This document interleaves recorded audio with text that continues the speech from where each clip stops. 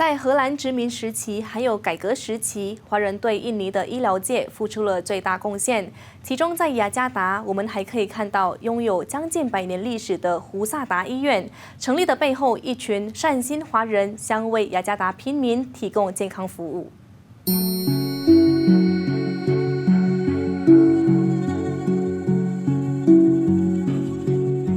胡萨达医院成立于1924年。原名是长生义医院，当时由一名华裔柯全寿医生以及一群华人提倡兴建。起初只是一间诊所，专为无法获得殖民军医疗服务的雅加达市民提供免费看诊。柯医生与志同道合者以及一群护士付出无所求，为民服务。该医院在2022年10月份将迈入98周年。当时医院的营运费用十分仰赖华商们的捐助，甚至有部分华裔在当时会将婚宴喜庆所得来的红包捐给医院。时至今日，胡萨达医院成为印尼其中一家为医疗界奉献最大的医院。Di saat-saat itu 1919, Dr. Kwa dan kawan-kawannya melihat, waduh.Angka kematian begitu tinggi di Jakarta ya. Jadi dia dengan teman-temannya tergerak untuk membantu. Nah, katanya nama Yang Seng I kalau diterjemahkan bebas kan merawat kesehatan. Tujuannya adalah memberikan pertolongan pada orang-orang yang sakit.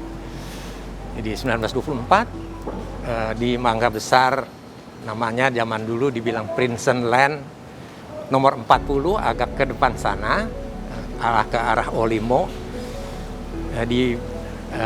Sewalah suatu tempat dengan satu bangunan dan mulailah mendirikan balai pengobatan. Belum rumah sakit tuh ada tuh, balai pengobatan. Lalu balai itu terus berkembang, pasiennya terus bertambah banyak. Maka Dr. Kwa bilang, ini udah saatnya nih kita bikin rumah sakit. Jadi dia dengan teman-temannya terus sibuk cari dana. Dan dia sendiri mengobati pasien tanpa bayaran. Luar biasa Dr. Kwa ini. Jadi akhirnya dengan usaha beliau dan teman-temannya, terkumpullah uang untuk membeli tempat ini. Tempat ini. Itu tahun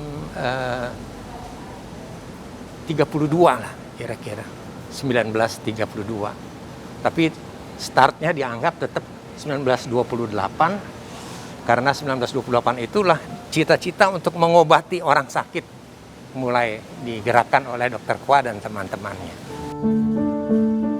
该院共有6公顷宽，虽然成立将近100年，并经历过了各种变化，不过仍有一些装饰依然保存如故。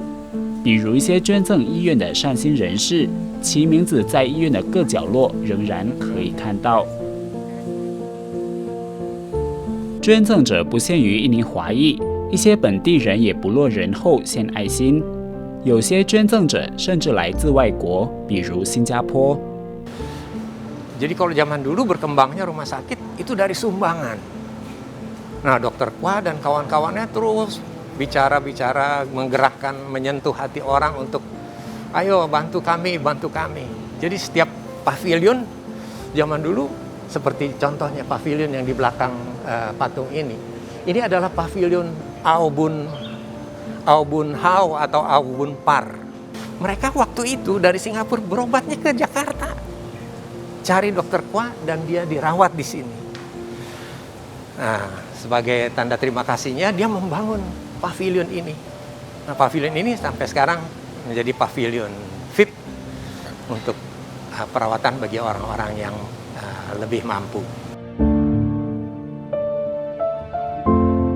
其中 Hendra 医生从1984年就已经在该院任职，至今已38年之久。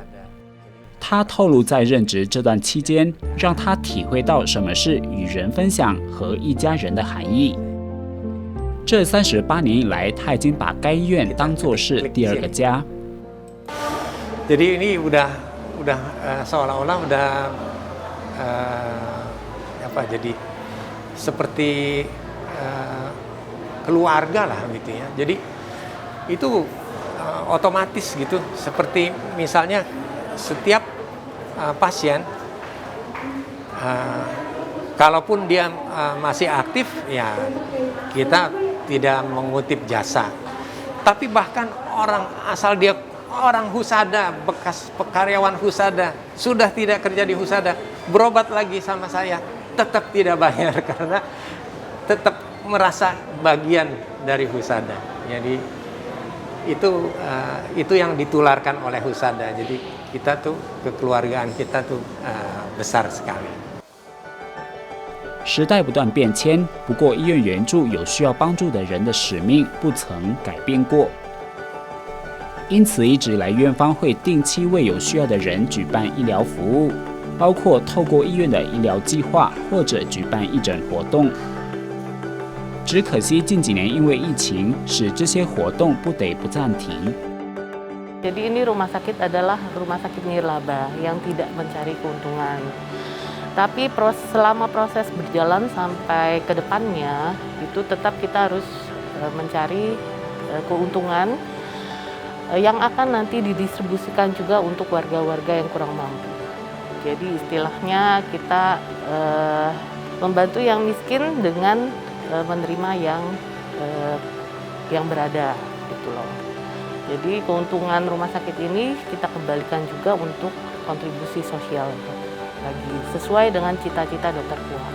Kalau untuk memberikan pelayanan kesehatan untuk warga-warga yang kurang mampu, yaitu kita juga membuka pelayanan BPJS itu. Tapi juga kita tidak tertutup untuk memberikan bakti sosial bersama warga-warga, mungkin bekerja sama dengan puskesmas, kelurahan. Yang terakhir itu kita lakukan di Tambora, ya pada saat sebelum pandemi. 在受访中 Erani 医生也期盼医院能够不断扩展，同时不忘怀柯医生建立医院的初衷，希望始终秉持最初理念，不断为有需要的人提供医疗服务。